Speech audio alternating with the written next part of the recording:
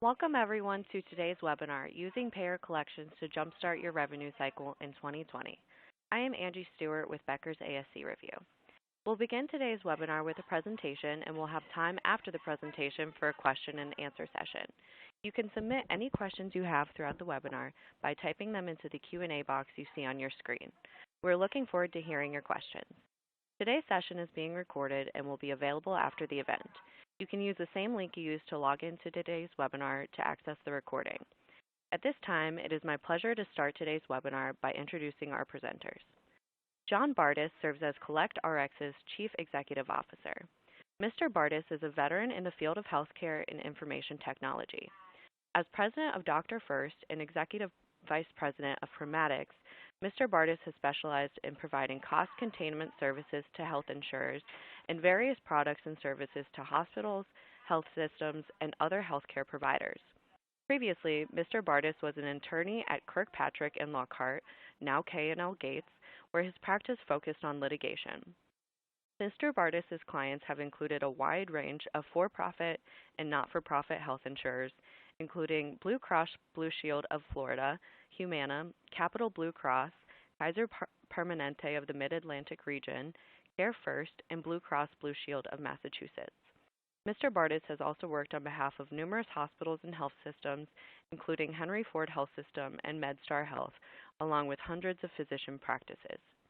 Pat O'Connor serves as CollectRx's Vice President of Business Development, having joined CollectRx in 2013. Mr. O'Connor has worked in operations management and analysis for over 10 years. Prior to coming to CollectRx, Mr. O'Connor worked as an operations analyst dedicated to process improvement, cost containment, and staffing solutions for a large national legal process outsourcing company. His unique ability to analyze and quantify data and put it into a client's perspective makes him a great fit at CollectRx. During his tenure, he has managed the operations team in developing complex process workflows, team building, and client reporting initiatives, all aimed at improving the revenue cycle and increasing the efficiency and productivity of CollectRx. At this time, I am pleased to turn the floor over to John and Pat to begin today's presentation. Hello, everyone, and hello, Angie. Thank you for the great introduction. We appreciate folks taking the time to meet with us today. Again, I'm John Bartos, CEO of CollectRx, and I am joined by Pat O'Connor, who heads up our business development group. And the webinar we're going to present today is using Payor Collections to jumpstart your revenue in 2020. And we're excited to speak with you today about how Payor Collections and AR follow-up can jumpstart the following year. From best practices to trends in automation, we're going to talk about what you can do to make sure that you're maximizing your collections from payers for both in and out of network claims. More specifically, I'm going to be talking about current reimbursement and payer trends, the state of patient collections, best practices, maximizing payer reimbursements both in network and out of network, and how to implement a payer reimbursement program that leverages technology and expertise that can dramatically impact the financial side of your business. Before I dive into these topics, though, let me spend a minute or two talking about our experience in the payer reimbursement and in and out of network claims. It'll give you a better idea of why we're in a position to discuss these issues. So, despite our name, CollectRx has nothing to do with the pharmaceutical industry. Simply put, what we do here at CollectRx is we help providers get higher reimbursements on in and out of network bills and maximize payer collections. We do this not as consultants, but as experts in negotiating and appealing claims in order to maximize reimbursements on bills and collections. We've been singularly focused on doing this for the last 10 or 15 years. Since 2006, we've helped more than 2,000 providers nationwide improve their reimbursement levels And we've done it for a variety of different types of provider groups, including surgery centers, physicians, hospitals, labs, really a variety of different types of providers. And there are really two sort of key things that help us as we get these higher reimbursements for our customers. First is what we call CRIXIS, which stands for CollectRx Information System. And what this does is this gives us a proprietary data and analytics tool that we need to go head-to-head with the payers. So CRIXIS helps us analyze insurance policies, helps us make comparable data between the payer and the providers, and we use all that to get the best results for our customers. And the second sort of key to our success, in addition to CRIXIS, is we rely on our expertise. We've built a team of people who are experts, having worked previously at the insurance companies and their vendors, and that puts us in a unique position to understand the soft spots of the payers and leverage those soft spots to, again, get them more money in the door. Okay, so with that as background, let me go ahead and sort of dive in here. And the first thing I'd like to talk about is trends in patient collections. The Department of Labor estimates that 1 in 7 claims is rejected, or the equivalent of 200 million denials every day. There are many reasons for this, but at the end of the day, providers and patients really are left holding the bag, so to speak, up to 14% of claims. Second is Medicare Advantage plans. Appealing those cases can generate a lot of revenue for you. Only 1% of denials are appealed, but of those that are, 75% are successful. Similarly, with ACA plans, with almost 1 in 5 claims denied, only 200,000 or 1 in 43 million denials ever get appealed. The ASC marketplace plans an average of 1 in 5 in-network claims in 2007, which denials range from 1% to more than 4% across insurers. And in a Change Healthcare analysis, it shows that of the estimated $3 billion in claims submitted by hospitals in 2016, an estimated 9% of those charges were initially denied. And even though the same data shows that 63% of denied charges were recoverable on average, representing $62 billion in revenue, it may cost hospitals and health systems nearly $9 billion more in administrative costs to recover that money. So reasons for not appealing: the complexity of the appeals process. It's expensive.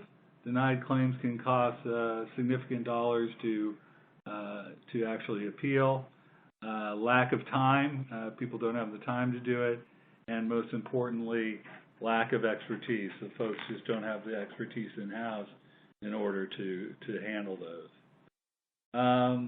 And all this leads to issues with payment and collections.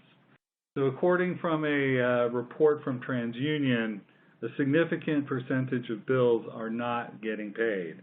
In fact, the statistics show that 4% of hospital bills that were 3,000 or more, and a whopping 99% of them were not paid in full.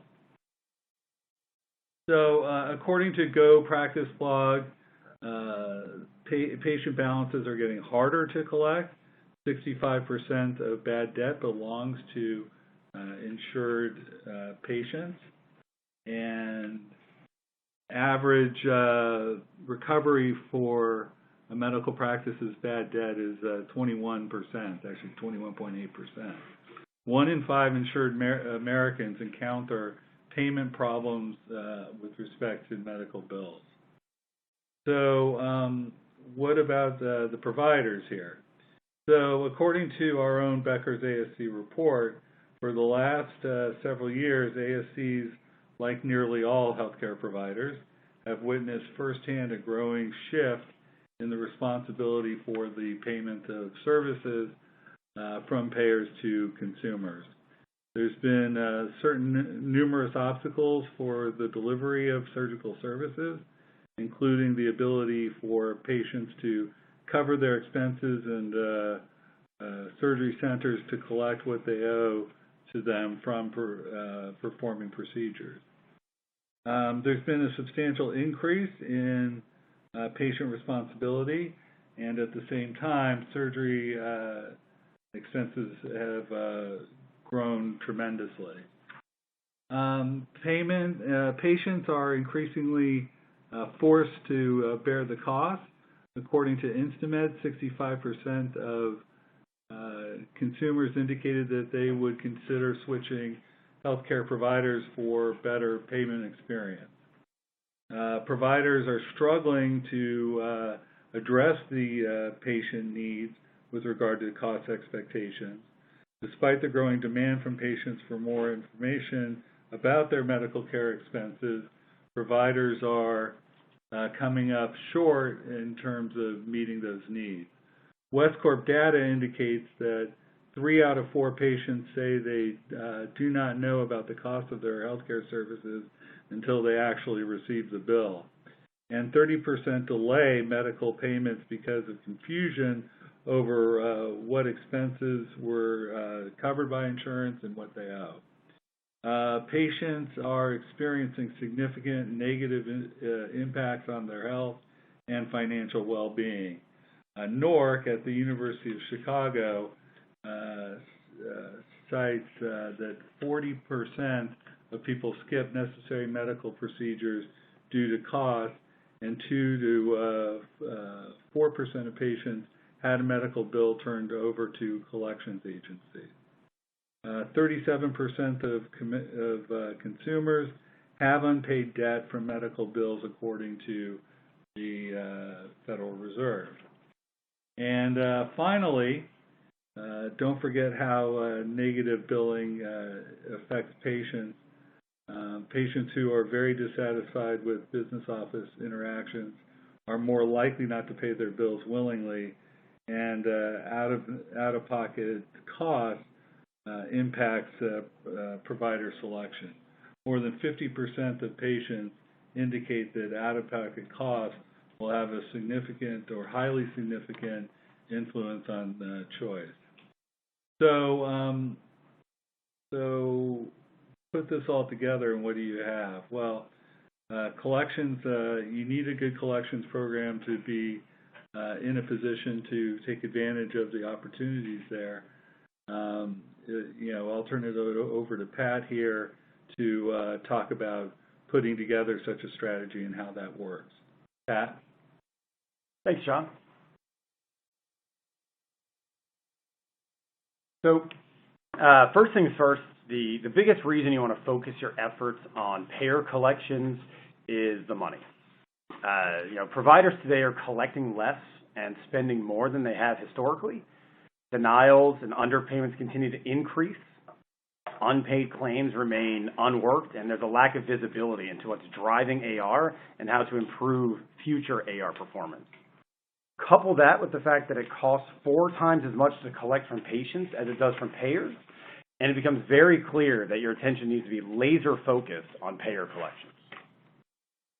So getting started, there are 3 first steps towards maximizing your revenue with payer collections. Number 1 is to use data to figure out where you can improve your collections. The typical providers I talk to just look at the payers, and you really need to dive deeper and look at procedures, the individual provider, even the biller and the collector working the claim. So really dig deep into your data to understand where your shortcomings are coming from. It's also very important to look at your trends over time versus just a single point in time. Any single point in time can be very misleading and won't really show you where your issues lie.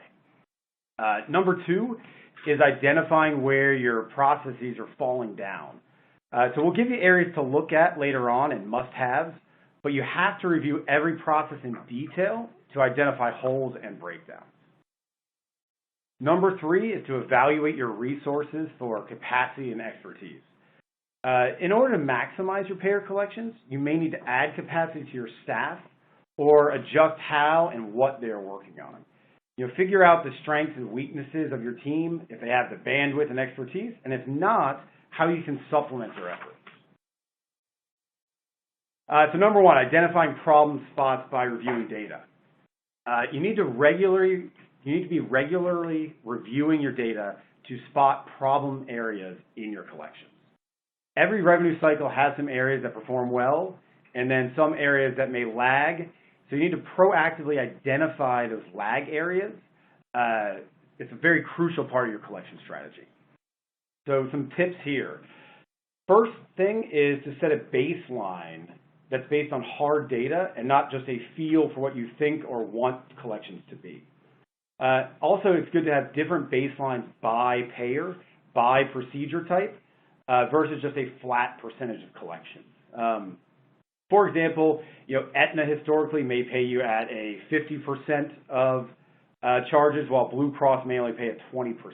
So you want to know these different baselines so you can really focus your attention when the claims don't hit those baseline numbers. More to the point, you need to pinpoint problem areas by really diving deep into segments rather than looking at it just from a 10,000-foot level. Another thing you want to do is really look at collections as a percentage of billed rather than just total collections in a given period. Collections may ebb and flow month to month if your charges are not steady, so if your charges and procedures are flowing. So if you don't bill it, we always tell clients you can't collect it. Some other ways to slice it are by procedure code, collector working on the claim, level of care. Most important is just to look at things more than just by payer. You want to really make sure you analyze every account to ensure you've maximized your reimbursement. It may seem obvious, but with the complexity of the reimbursement environment as well as billing systems, ensuring that you're touching every claim to verify it's been paid at the correct, appropriate, and most importantly, highest rate is critical to maximizing your reimbursement. So number 2 is evaluating processes. So there's 4 major process areas you can look at to improve your AR collections: coding and billing, correspondence, payment posting and reconciliation, and of course, payer collections. So number 1, coding and billing. With coding and billing, your goal is to have the best clean claims rate that you possibly can. Sending it right the first time increases cash and reduces your time to payment. So if you're going to do coding in-house, it's increasingly necessary to have encoder software. The software is going to have up-to-date codes, allowing you to know what can be billed together, and even specific payer nuances to make sure your claims are clean. It's also extremely necessary to have a claims scrubber to increase the claims acceptance rate. The scrubber does exactly what it sounds like it does. It literally scrubs the claim to make sure it's accepted at the payer and then processed. So it's even nicer in a scrubber to have one you can put your own custom edits in to help the scrubber create cleaner claims. With increasing complexity of claims, billing systems are just not set up to be able to do this all the time in every situation. Coding and billing continue to become more and more complex, and asking your in-house team to remember every rule and every new code is just a recipe for lost revenue. So correspondence. Reviewing, logging, and most importantly, responding to your correspondence is critical to ensure the highest payer collection. The payer is betting on the fact that you will not have the time or expertise to respond timely to all the paper material that they send to you. Some of it might get lost. This is kind of part of their whole plan. Not responding timely is going to cause delays in processing, underpayments, backlogs, rework, and at worst case, flat out denials of your claims. So in the end, you have to have a well-defined plan that includes the following 3 items. First is scanning and logging paper correspondence into the case file it belongs to, not just in a shared folder. Number 2 is communication. So you have to have a process to actually notify the collector working the claim that the correspondence has been uploaded into that claim.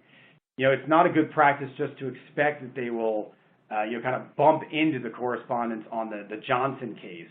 That's a recipe for things getting missed.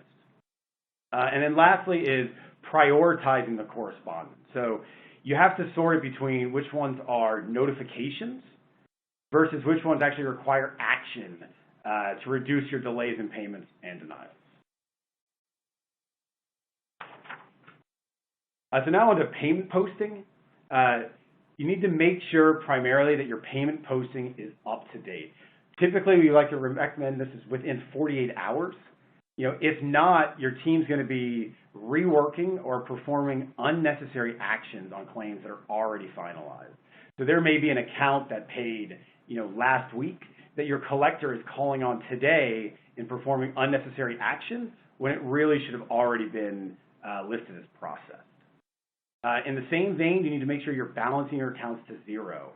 If your claim has been paid and processed, you need to get it out of the open AR so people aren't taking unnecessary steps to remedy the situation. And lastly, you need to reconcile. You need to ensure the remit you receive equals a payment in the bank and vice versa. It's bad practice just to post one without having the verification that you have the other. Finally, we get to Payor Collections.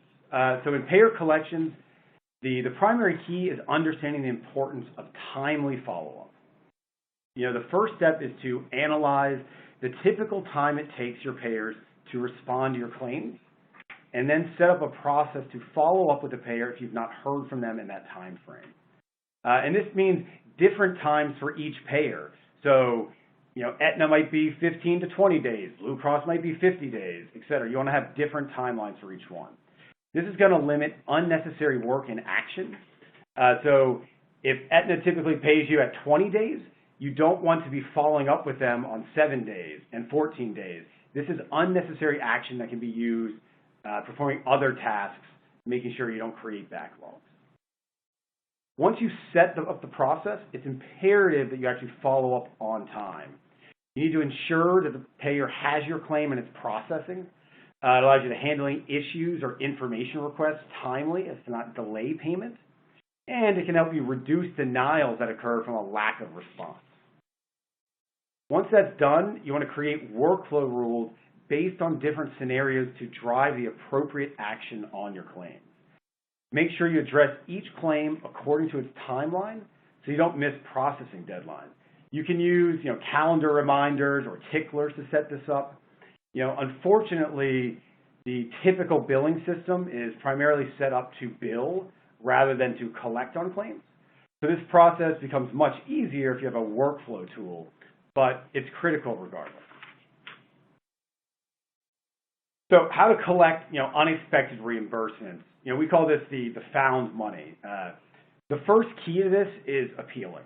You need to make sure you're appealing all underpayments and ensure that all your denials are worked. You should leverage your historic data to negotiate with payers for the highest possible reimbursement.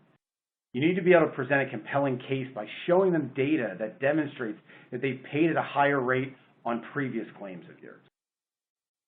Next, important to reconcile. Again, understand all your open account balances and have a plan for reconciling them down to 0.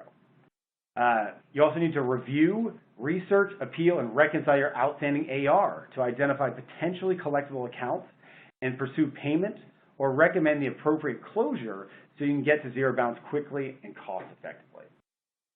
And then lastly, consider outsourcing to a specialist in Payor Collections for cleanup of your correspondence, billing and coding, payment posting, and credit balances to get you caught up so you can pursue your most collectible accounts.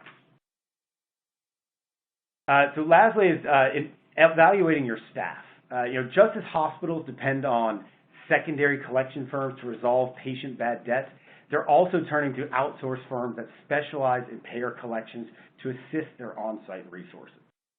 Outsourced solutions are more and more common and on the rise, particularly when it comes to complex claims and the pace of change in healthcare billing. Leveraging expertise maximizes your chances for significantly improving your bottom line. Based on best practices, you want to take a look at your staff to determine if they have the capacity to improve your collections rate. Some of the key data to evaluate include number of claims processed by collector, your DNFB days, charge and billing lags, collection rates, work and rework rates, any error rates or logs that you keep. The key is to have metrics that you can use to evaluate and then end up holding people accountable. So how can technology and automation help you? Analyzing claims is extremely challenging when you're using your billing system alone or manual approaches. So when you use technology to help, when you use technology to help manage the payer reimbursement process, you're able to do more with less. Automated data analytics allow you to quickly identify and prioritize at-risk accounts before they become a problem. Then you're able to leverage workflow technology to assign a path for each claim, thus ensuring that nothing falls through the cracks or is missed due to oversight. So the first key I want to discuss is bots. Bots are automated agents that actually scan payer websites and automatically update you about the status of a claim. The bots can be set up to feed account statuses back into your system, which eliminates the need to follow up every 7, 10, 14 days, as the bots are continuously pinging payer websites to get you information. This ensures you're going to get statuses before you even receive the 835, making your staff more proactive in working your account. Using bots can ensure your team is making the proper touch at the proper time. There are many vendors out in the space that can help set this up for you. Just keep in mind that you need to ensure the bots are actually driving workflow and not just bringing back data. The second key in using technology is having centralized data. So it's very important to have all of your data in one place, all talking to each other. Everything from your billing system to your clearinghouse, payer websites, workflow tools, everything should be automatically pulled into one place. Having your collectors work out of one primary system with all of the data available to them will streamline the process and their effectiveness. Having data can be very important, but it does little good if you can't access it easily. Think about how much time it would take a collector to go into each one of these individual items and pull this data manually, one claim at a time. So the third way technology and automation can help increase your collections rate is by leveraging workflow automation. Understanding workflow is critical because the most common issues on the back end of collections are actually caused by breakdowns in the early parts of the revenue cycle, like auth denials or incorrect claims data. You need to dissect your workflow and identify weak links on the front end to help increase cash flow and reduce aged AR in the back end. With a workflow tool, you're able to use automation to drive action.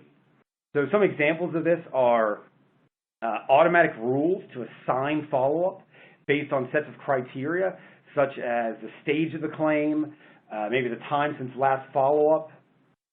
Other things are, assignment based on task. So claims that need follow-up will go to the follow-up queue. Claims that need documentation will go there. Billing and coding review. It ensures that the best touch for each situation and by the correct person. Lastly, it's kind of timeline-based assignments. With this type of workflow, you're able to ensure that you never miss another deadline again with workflow that's tied to your payer timeline. So, what to do if you don't have automation? At the end of the day, you have to find a solution, whether it's manual or automated, to maximize your collection. So you can use spreadsheets to help you keep track of the assignments, and track updates and resolutions. Just make sure that not only are all the accounts being touched timely, but they're being touched appropriately in the spreadsheet. You also need to use ticklers or calendar reminders to make sure your timelines are met. Not using some sort of reminder is going to end up resulting in leaving money on the table. You also need to log all the actions into your billing system or any other system that you need to track all your information. You need to have detailed notes that describe what action was taken on the account, the next steps necessary, and what the timeline is to perform that information. And then finally, you need to create manual reports to track the productivity, the success rate, and to hold your people accountable. So putting it all together, let's kind of talk about how CollectRx can help you create a successful payer reimbursement program.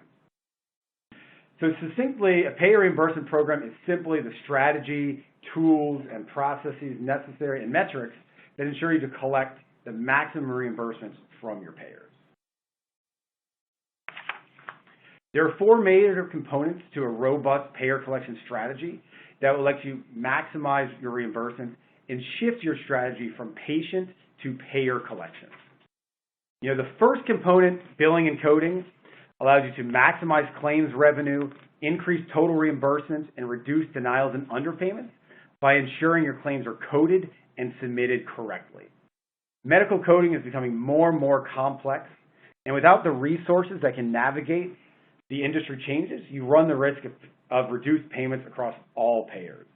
You need to focus on increasing your expertise, technology, data, and process to enhance accuracy and efficiency and reduce billing errors and unpaid claims. Major areas we focus on include coding and document review, charge entry and reconciliation, and billing and claims processing. Next, collections. This is really where the heavy lifting comes in with any payer reimbursement program. No matter what your claim type is, you need to be able to work across all payers to ensure that every claim is reviewed, denials and underpayments appealed, and the first and additional payments reconciled to ensure that you're getting all the payments you're entitled to. The goal at this stage are to increase cash collections, automate processes, reduce your AR days, and ensure that each claim is paid at the highest rate. The goal is to get all your claims paid correctly, completely, and on time. The next component is data reporting and analytics. You need to ensure your billing department is data-driven and able to address challenges of the most complex claims. Insist on leveraging data, reporting, and analytics to understand your revenue cycle and provide the right recommendations to help you maximize your collection. We can help you build easy-to-understand, intuitive reports and dashboards that provide real-time window into your billings and ensure you're able to understand your current situation and even a plan for the future. And lastly, complex claims and out-of-network expertise. As the reimbursement environment becomes more challenging, you need to build your expertise in fighting the payers for the reimbursements you deserve. Partner with someone who understands the tactics the payers use to reduce payments to providers and has the tools, technology, processes, and know-how to ensure you receive the reimbursements you're entitled to. And with that, I will hand it back to John. Thanks, Pat. So in sum, we hope you have a better idea of what's happening today with respect to payer reimbursements and collections. And also you should remember that when done right, proper payer reimbursement management and collections is one of the only ways a provider can improve financial performance. So again, we thank you for attending today, and I hope you found the session useful. Thank you, John and Pat, for that fantastic presentation. We will now begin today's question and answer session. Please submit any questions you have by typing them into the Q&A box you see on your dashboard. We will try to get through as many questions as we have time for. We've already had several questions come in, so let's go ahead and start with this one. What is the one thing I should be doing right now? I can take that one. I mean, I would say, in the shortest term, if you want to impact your revenue today, is you have to be actively following up with your payers. So, setting up kind of programs to call on them to ensure they have everything they need to process your claim. Additionally, you want to really look over your last kind of 12 months to see if there's any money kind of left on the table. So underpayments, denials, that type of thing. And then probably in the long run, the biggest thing you can do is, enhancing your data and automation. So you're really investing in kind of the future of your collections.